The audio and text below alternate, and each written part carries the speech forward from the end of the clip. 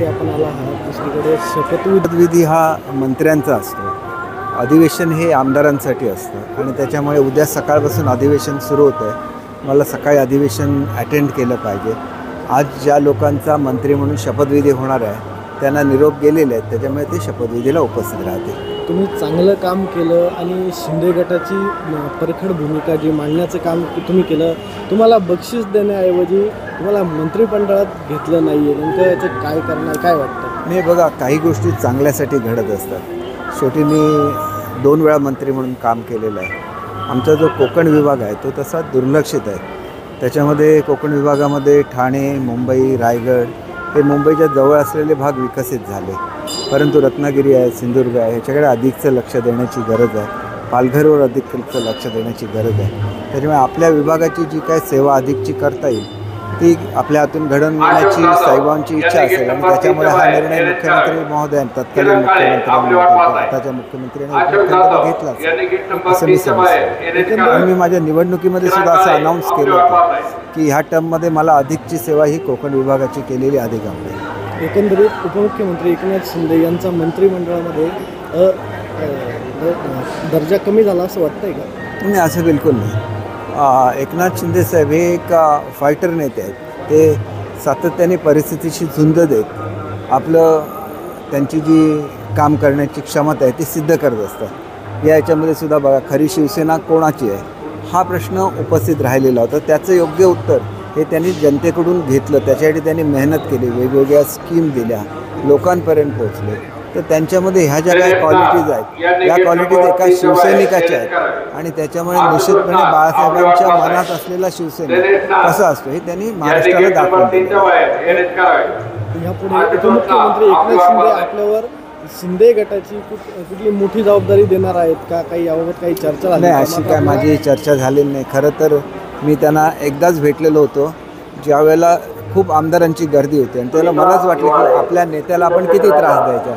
त्याच्यानंतर मी एकदाही भेटलो नाही. एकदा फक्त मला असा निरोप आला होता की ते सर्वांना भेटतायत म्हणून मी वर्षावर गेलो होतो, पण त्याच वेळेला ते मुख्यमंत्र्यांना भेटायला बाहेर जाणार होते, त्याच्यामुळे माझी भेट नाही झाली. त्याच्यानंतर काय माझी भेट अद्याप झालेली नाही. मात्र आपण चांगलं काम देखील मतदारसंघामध्ये केलं, राज्यामध्ये केलं, विशेष मंत्रिपद देखील आपल्याकडे होते. मात्र यावेळी नेमकं सरकारनं का डावललं, शिंदे गटानं का आपल्याला संधी दिली? डावलणं वगैरे हा काय भाग नसतो. माझ्याकडून जे काय करता आलं, शिक्षण क्षेत्रामध्ये क्रांती करणारे निर्णय मी घेतले. पुढच्या येणाऱ्या लोकांनी त्याची अंमलबजावणी केली पाहिजे. मराठी भाषा विभाग तसा दुर्लक्षित विभाग होता, त्याला मराठी भाषा धोरण दिलं. अभिजात भाषेचा दर्जा मिळवण्यासाठी प्रयत्न केले आणि आता मराठी प्रत्येक सरकारी कार्यालयामध्ये कंपल्सरी केलेली आहे. त्याच्याचबरोबर विश्वसंमेलन घेतलं. सगळ्या जगातले आता जवळजवळ 65 देशातील मराठी बोलणारी लोकं ही मुंबईमध्ये एकत्र येतात आणि हे सगळं आपण केलेल्याचं समाधान असतं.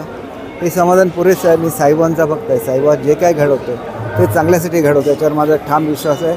ज्याच्या वेळेला अधिवेशनाला जातो अगोदर साईबाबांचं दर्शन घेतो आणि नंतर अधिवेशनाला जातो. तसंच आजसुद्धा काल जर माहिती असतं तर मी काल निघालो असतो. मी जर मंत्रिमंडळावर असलो असतो तरी साहेबांचं दर्शन घेऊन स्पेशल फ्लाईटने कदाचित गेलो असतो. परंतु नसल्यानंतर आपलेच काय तिथं अनुपस्थितीमुळे फार फरक पडत नाही. तिथं मुख्यमंत्री, दोन्ही उपमुख्यमंत्री असावे लागतात.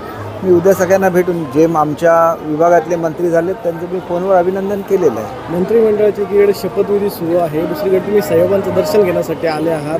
साहेबांना काय यावेळी साकडे घालणार आहात? आमच्या सरकारकडून चांगली सेवा ही महाराष्ट्राच्या जनतेची व्हावी. जी आम्ही आश्वासनं निवडणुकीमध्ये दिली ती पूर्ण करता यावी आणि येणाऱ्या ज्या स्थानिक स्वराज्य संस्थांच्या निवडणुका आहेत त्याच्यामध्ये सुद्धा चांगलं यश मिळावं.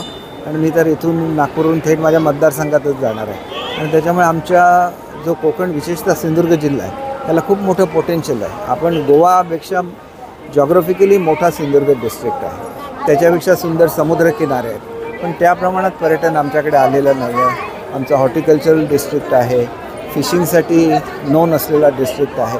असे जिल्हे फार कमी असतात. आमचं पर कॅपिटा इन्कम आतासुद्धा डेव्हलपमेंट झालेली नसताना 6व्या क्रमांकावर आहे. डेव्हलपमेंट झाली तर ते पहिल्या क्रमांकावर महाराष्ट्रात येऊ शकते आणि साहेबांची इच्छा असेल की ती जी सेवा करायची ती माझ्या हातून घडवायची असेल. मंत्रिमंडळात नसल्याबाबत तुम्हाला काही वेगळी इच्छा वाटते का? शिंदे साहेबांनी तुम्हाला कुठली वेगळी जबाबदारी द्यावी असं वाटते का? नाही, बघा, जबाबदारी असेल तर ती आमच्या विभागाची द्यावी.